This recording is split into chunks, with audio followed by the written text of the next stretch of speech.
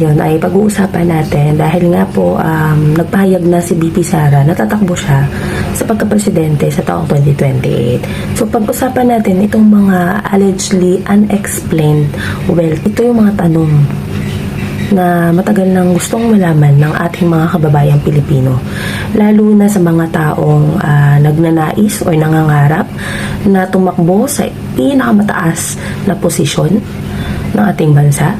So hindi maiiwasan na magtanong at alamin ng mga kababayan natin kung saan ba talaga nanggagaling itong mga hindi maipaliwanag na yaman. Dahil kung nagnanais ka talagang tumakbo sa pagkapangulo, sa pagkapresidente, dapat may maliwanag na eksplanasyon kung saan ang gagaling ang yaman mo.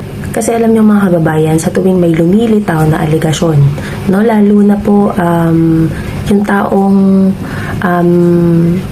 taong yun ay nagnanais tumakbo sa pinakamataas na posisyon, hindi maiiwasan ng mga kababayan natin na magtanong.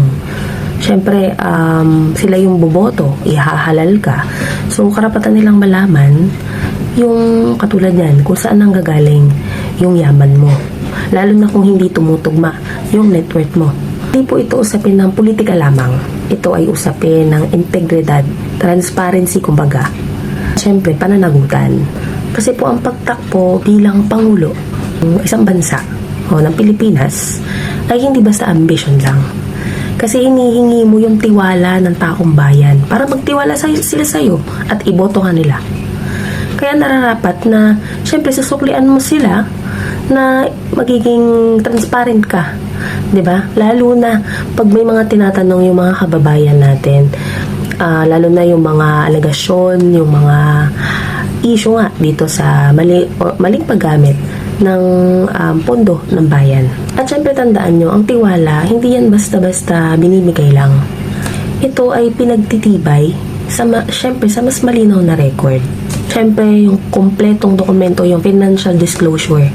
Syempre most importantly, yung kahandaan mong magpaliwanag. Lalo na kung yung mga nai-involve no, sa mga issues. Lalo na yung sa maling paggamit ng pera ng taong bayan. Katulad na lamang ng paglaki ng net worth.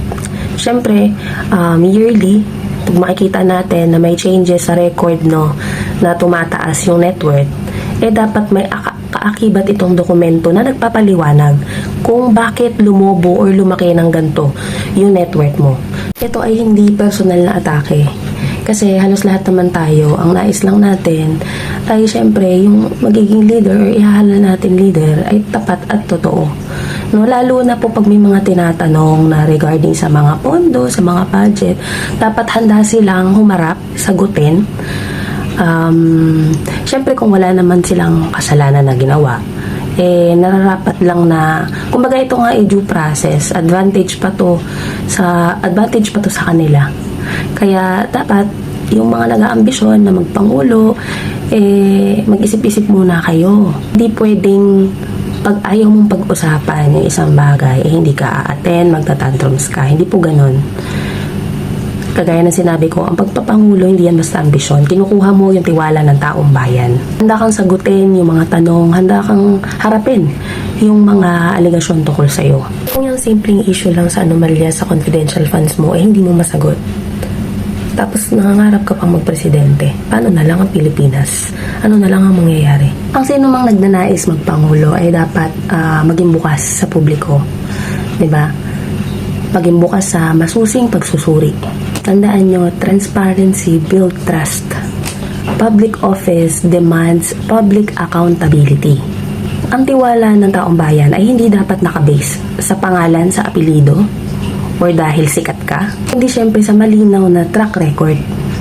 Kasi kung ang susunod na Pangulo ang mangunguna sa laban kontra korupsyon, hindi ba dapat malinaw ang track record? Di ba dapat walang bahid at maayos yung sariling financial record? Walang pagdududa. Hindi ito tungkol sa apelido or kulay ng politika.